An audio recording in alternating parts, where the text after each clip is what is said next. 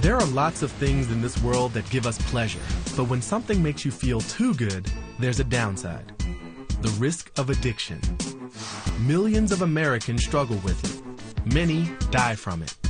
But in the next 2 or 3 years, a radical new technology might cure all addiction and do it in just minutes. The Brookside Institute in Southern California is working on a revolutionary device that could put an end to bad habits. It's called the Transcranial Magnetic Stimulator, TMS. Kim O'Donnell has been fighting drug addictions most of her life. I'm a recovering drug addict, in recovery from mainly cocaine, crack cocaine, benzos, alcohol, heroin, marijuana, kind of a polysubstance user, 23 years in addiction, and have 2 beautiful children that suffered tremendously throughout my addiction. Kim is now a patient of Dr. Yi Jin at Brookside. Once a week, she comes in to have her brain zapped with a high-powered magnet, and immediately after, her cravings simply melt away. Here's the idea.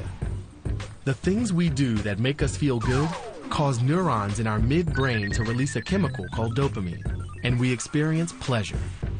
In most of us, the frontal cortex, the rational part of the brain, soon wrests back control from the midbrain, and we get back to being productive.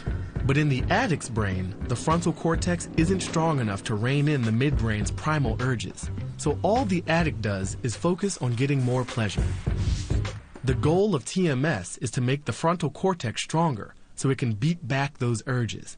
Dr. Jin thinks he can identify addictive people just by looking at their brain waves. He also believes those waves are the key to curing them. There are 3 main components of brain waves in our waking lives: the beta, theta, and alpha waves. The fast-ticking beta wave dominates when we're alert and working. A slower theta wave is most prominent when we're about to fall asleep. And the medium-paced alpha waves rule when we relax or close our eyes in a calm, meditative state. We focus on the alpha wave because we believe all the behavior is more or less related to your natural state of the brain. If we know your alpha wave, then we can tell pretty much why you behave like that. If you think of the brain's alpha wave like a kid on a swing, this is what a normal, calm, non-addicted brain looks like. And this is what an addict's alpha looks like. A lot of people, if the alpha wave oscillates in a very extreme case, which is beyond the limit of the normal boundary, they tend to feel very abnormally. For example, anxiety, depression. They use substances, alcohol, cocaine, or something else to try to cope with this type of feelings. Then after that use, the alpha wave will be further distorted from their normality. Dr. Jin's hunch was that TMS could make an addict's alpha wave look like a non-addict's, and that doing so might cure them of their addiction. First, he records the addicted brain's alpha wave with this electrode cap. You can identify each individual's brain signature.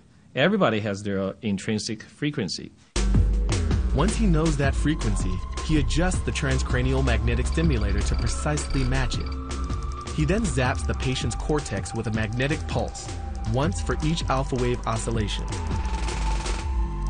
EEG can be modeled very much like a swing.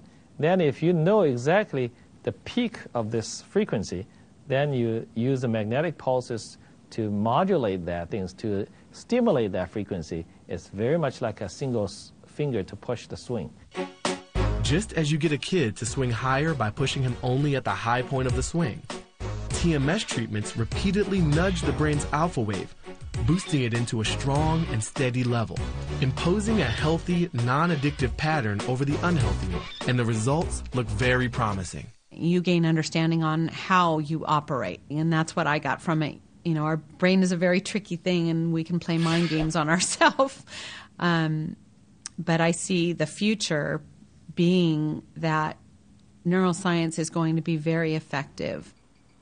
Our rates are in the 60-70% of people that are really doing much better and living much more complete lives, utilizing all of neuroscience and all the things that it offers to treat people. And beyond treating addicts, TMS could improve normal brain function in everyone. Dr. Jin should know. He's been zapping himself with the TMS almost every day for the past 9 years. I found it's a very calming effect, and also give you a much better concentration and a slightly clear mind experience. After about 10 minutes of stimulation, I feel like a ping pong ball sticking in my head. It's a very unusual physical feeling. I start to feel slightly euphoric, and then I like to talk. So my students can tell immediately, said, wait a second, you're a little talkative today. If the TMS proves to be effective and healthy, we could see a portable version. And someday, it could replace the after-work martini as a blissful bit of daily life. Not long from now, maybe everybody, including me, myself, will carry a machine to home and then put it against my pillow so that I can stimulate myself while I'm going to sleep. Humans love pleasure, but sometimes we go overboard and we get addicted. We try to handle that with 12-step programs, psychological counseling, even patches. TMS is a different approach. It's a one-step program that will change the future of handling addiction.